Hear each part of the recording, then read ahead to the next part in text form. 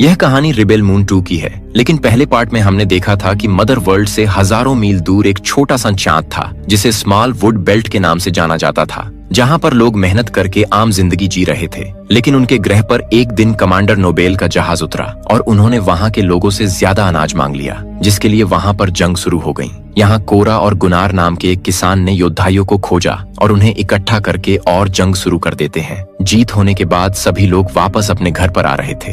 अब पार्ट 2 की शुरुआत होती है। कहानी की शुरुआत में हम मदर वर्ल्ड के मेन शिप को देखते हैं, जहां इस वक्त घायल कमांडर का इलाज चल रहा होता है, जिनकी पूरी बॉडी में एक जाल जैसा लगा होता है। उन जाल जैसी पाइप से एनर्जी डाली जा रही होती है, जिससे कमांडर के शरीर के घाव भरे जा रहे होते हैं, क्योंकि कमांडर का शरीर पहले पार्ट में खत्म हो चुका था। इसके बाद कमांडर अपने मैनेजर कैसियस से शिप को वेल्ड ग्रह की तरफ ले जाने के लिए बोलते हैं, क्योंकि उसको घाव देने वाली कोरा अभी भी बेल्ट ग्रह पर मौजूद है। दूसरी तरफ जीत की खुशी में सारे योद्धा कोरा के गांव वलिडत में आ जाते हैं, जहां पर डीन और ईगेन उनका स्वागत करते हैं। उधर कमांडर कैसियस एरिस नामक सिपाही से कांटेक्ट करके वालिदत गांव के हालात के बारे में जानकारी लेता है। कैसियस कहता है कि सारा अनाज तैयार रखना, हम लोग 5 दिन में वहां पर पहुंच जाएंगे। एरिस ने कोरा को बचाने के लिए अपने सारे सैनिकों को मार दिया था, इसीलिए वह भी अब मदर वर्ल्ड का बागी बन चुका था। मगर ये बात कैसियस नहीं जानता था। रोबोट जिन 143 दूर से देखता है कि गांव में कोरा के साथ कुछ नए लोग आ रहे हैं। कोरा डेन और एजेंट से कहती है कि अब डरने की जरूरत नहीं है, क्योंकि एडमिरल नोबेल मर चुका है और किसी एडमिरल के मरने के बाद मदर वर्ल्ड का जहाज वापस चला जाता है। यही उनका नियम है, जिसे सुनकर दोनों खुश हो जाते हैं। लेकिन तभी एरिस आकर बताता है कि मैंने उनसे अभी अभी बात किया है, वो लोग 5 दिन में यहाँ वापस आ रहे हैं। जनरल टाइटस सारे गांव के लोगों को बुलाने के लिए बोलता है। जनरल गांव वालों को समझाने लगता है कि आने वाले दिनों में हमें काफी मुश्किलों का सामना करना पड़ सकता है। समय आने के बाद हम सबको एक साथ मिलकर फाइट करना होगा, तब तक हम तुम्हें फाइट करना सिखाएंगे। कोई भी जंग आपसी भरोसे से जीती जा सकती है। तुम लोगों को अपनी फसल को 3 दिन में ही इकट्ठा करना होगा। अगर फसल इकट्ठा हो गई तो उससे हमें काफी मदद मिल जाएगी। इसके बाद सारे गांव वाले चले जाते हैं। आगे गुनार कोरा से कहता है कि तुमने मुझे जीना सिखाया है, मुझे मौत का डर नहीं है, लेकिन मैं तुम्हें खोना नहीं चाहता हूँ। और रात में एक साथ सोने चले जाते हैं, जहाँ कोरा एक कहानी को बताने लगती है कि शहजादी ईसाको के भरते जख्म को देखकर बादशाह का नजरिया ही बदलने लगा। शक्तिबोध जंगी जहाजों का आखिरी जहाज था, जो राज्य विस्तार का प्रतीक था। परंपरा के अनुसार राजा को सारे जहाज को देने थे, लेकिन ऐसा राजा ने नहीं किया। ये शहजादी का पहला काम होता, जिसमें वह उस जहाज पर मोहर लगाती जिसे पीस मेकर का नाम दिया जाता। कोरा कहती है कि मैं बेलिसेरियस की गोद ली हुई बेटी थी, जिसके लिए मैं उसे धोखा नहीं दे सकती थी और न ही उसके किसी काम को मना कर सकती थी। उन्होंने कहा था कि शहजादी का मरना जरूरी है, क्योंकि किसी बच्ची की वजह से वे पूरी मेहनत बर्बाद नहीं कर सकते थे। मुझे लगता था कि मेरे पिता मुझे और अपनी रियासत को बचा लेंगे, लेकिन बेलिसेरियस और उसके साथियों ने बादशाह और महारानी को मार दिया और ऐसा को मेरे हाथों से मरवा दिया, जिसका पूरा इल्जाम हमारे ऊपर आ गया। मैं वहां से भाग गई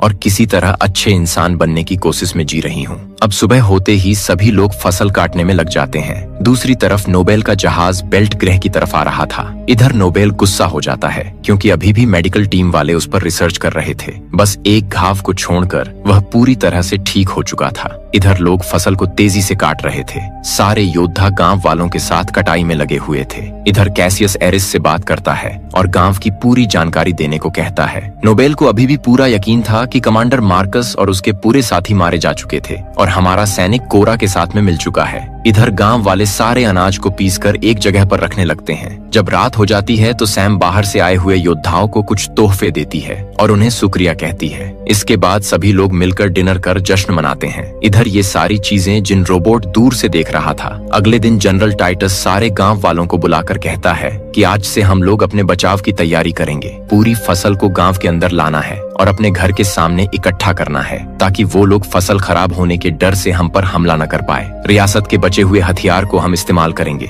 गांव में सारे हथियारों और गोला बारूद को एक जगह पर इकट्ठा करो। इसके बाद वो लोग अपने बचाव के लिए जगह जगह खुदाई करते हैं, ताकि दुश्मनों को मजा छका सके। अब सारे योद्धा गांव वालों को फाइट करने की ट्रेनिंग देने लगते हैं। एरिस कोरा के जहाज को पास के पहाड़ से निकाल कर लाता है। रात में एक मीटिंग में जनरल टाइटस कहता है कि तुम सभी को एक साथ में फाइट करनी है, इसलिए एक दूसरे के बारे में अच्छी तरह से जानना जरूरी है। सबसे पहले मैं अपने बारे में बताऊंगा। बेलिसेरियस ने सराबों पर कब्जा करने के लिए मुझे भेजा हुआ था। जंग करने और घुटने टेकने में आसानी थी, लेकिन सराबों के बहादुर लोगों ने जंग को चुना। इसके बाद मुझे उनके राजधानी पर हमला करने का आदेश मिला, लेकिन जब मैंने इनकार कर दिया तो मेरे जहाज को ब्लास्ट कर दिया गया और बेलिसेरियस ने मुझे सजा देने के लिए मेरे सारे सिपाहियों को मार डाला। उस दिन मेरे हथियार न उठाने की वजह से वो सारे लोग मारे गए, लेकिन ऐसा अब दोबारा नहीं होगा। अब मैं अपने अंतिम सांस तक युद्ध करूंगा। तुम सभी मेरी सच्चाई जानो ताकि कल तुम मेरा साथ दे पाओ। मिलेसियास कहती है कि मैंने कोई युद्ध नहीं लड़ा, लेकिन जहाँ पर मेरा जन्म हुआ वह जगह जंग के माहौल में थी। एक दिन जंगी जहाज हमारे गांव में आए और कमजोर लोग यहाँ से डरकर भाग गए और बाकी कमजोर लोग मारे गए। बाकी सभी को मजदूर बनाकर जगह जगह भेज दिया गया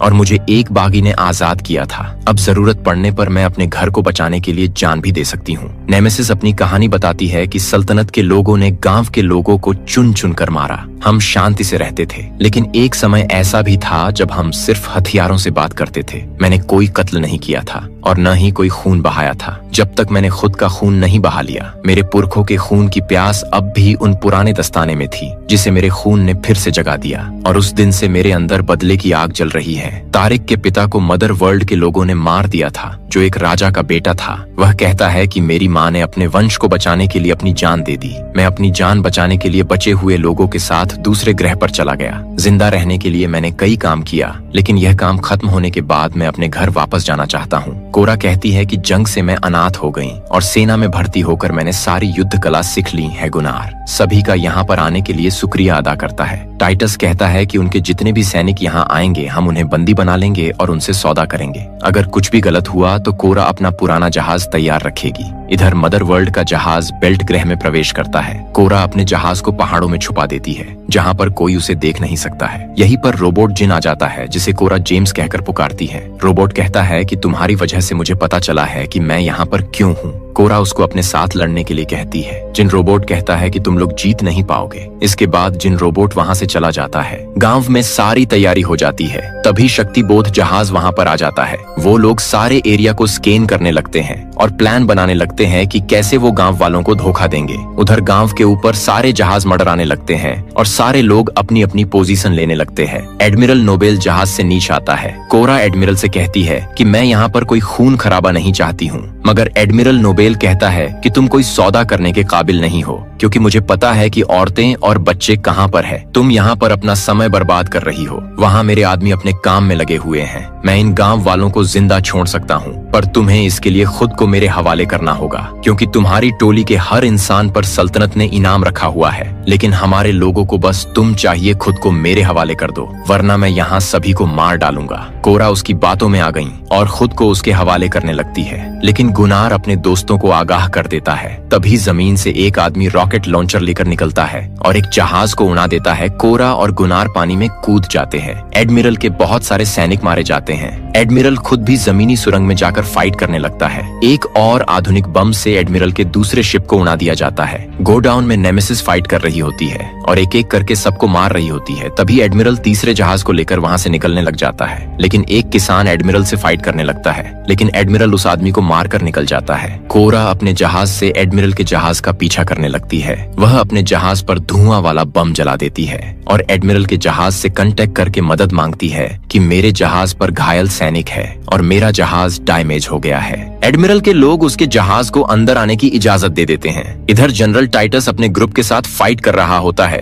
तभी तारिक अपने ग्रुप के साथ मिलकर जनरल की मदद करता है। तभी नेमेसिस का एक हाथ कट जाता है, लेकिन फिर भी वह बहादुरी से फाइट कर रही थी। तभी एक किसान जमीन पर से अपने साथ एक बम ब्लास्ट कर देता है, जिससे दुश्मन के कई सैनिक मारे जाते हैं। इधर घायल समझकर कोरा और गुनार को मेडिकल टीम बाहर लाती है। दूसरी तरफ नेमेसिस को एक तलवार लग जाती है। तभी एक बच्चा उसे बचाने के लिए आ जाता है, लेकिन उस बच्चे को वह दुश्मन मारने लगता है। तभी नेमेसिस गुस्से में उस आदमी को मार देती है और उस बच्चे को गले लगा लेती है, लेकिन वह मर जाती है। जनरल टाइटस और तारिक दोनों मिलकर एडमिरल नोबेल की सेना से मुकाबला कर रहे होते हैं। इसके बाद ये लोग खुशी मनाने लगते हैं कि एडमिरल के सारे सैनिक मारे गए, लेकिन तभी और सारे सैनिक इन पर हमला करने लगते हैं। दूसरी तरफ कोरा और गुनार का हेलमेट उतारा जाता है। तभी कोरा तुरंत सारे सैनिकों को मार देती है। गुनार अपनी जहाज की तरफ चला जाता है। इधर जमीन पर एडमिरल के सैनिक काफी जोश के साथ लड़ रहे थे। तभी मिलिशियास एक सुरंग से जाकर रॉकेट लॉन्चर से एडमिरल के सबसे बड़े हथियार को खत्म कर देती है। इधर कोरा सारे रूम में बम लगाकर एक्टिवेट करने लगती है।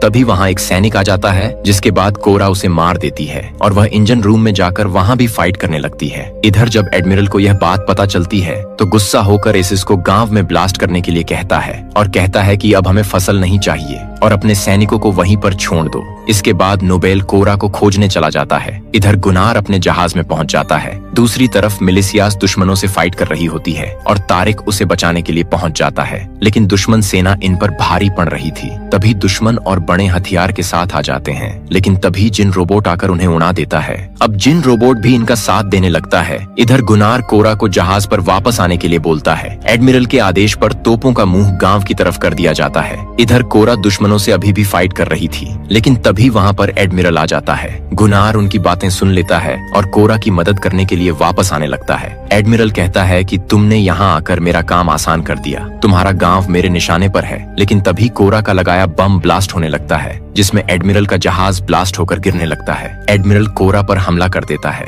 लेकिन तभी गुनार भी एडमिरल पर हमला कर देता है, लेकिन तभी गुनार को गोली लग जाती है। एडमिरल और कोरा की जबरदस्त फाइट हो रही थी। जहाज गिरने के कारण दोनों गिरने लगते हैं। तभी एडमिरल की तलवार छूट जाती है। कोरा एडमिरल पर हमला करती है, लेकिन उसकी तलवार भी छूट जाती है। अब एडमिरल कोरा को जकड़ लेता है। वह कोरा को मारने ही वाला था कि पीछे से गुनार उसे तलवार से मार देता है और कोरा उसकी तलवार लेकर एडमिरल की गर्दन उड़ा देती है। इसके बाद ये दोनों अपने जहाज की तरफ भागते हैं। अपने जहाज में बैठने के बाद ये दोनों वहाँ से निकल जाते हैं। एडमिरल का जहाज पूरी तरह से तबाह हो जाता है। कोरा का जहाज भी ज्यादा दूर नहीं जा पाता है। ये दोनों घायल हो चुके थे। तभी इनके साथियों की टोली इनकी मदद के लिए आ जाती है। वे लोग मदर वर्ल्ड के एक एक शिप को खत्म करने में लग जाते हैं। गुनार कोरा के बाहों में दम तोड़ देता है। सारे गांव वालों और कोरा की जीत हो जाती है। कोरा कहती है कि जब कभी बहादुरी की बात आए तो मेरा नाम मत लेना, क्योंकि मैं बादशाह बेसिलेरियस की गोद ली हुई बेटी हूँ और शहजादी की कातिल हूँ। इस पे जनरल टाइटस कहता है कि मुझे पता है कि तुम कोई कातिल नहीं हो, शहजादी अभी भी जिंदा है। अब कोरा को एक मकसद मिल जाता है कि वह शहजादी की खोज करेगी और बेलिसेरियस को मार देगी। इसी के साथ रिबेल मून 2 की कहानी का अंत होता है। वीडियो अच्छी लगी तो चैनल को सब्सक्राइब जरूर करें और बेल को ऑल पर सेट कर दें, ताकि आने वाले सारे वीडियो आप तक पहुंच पाए।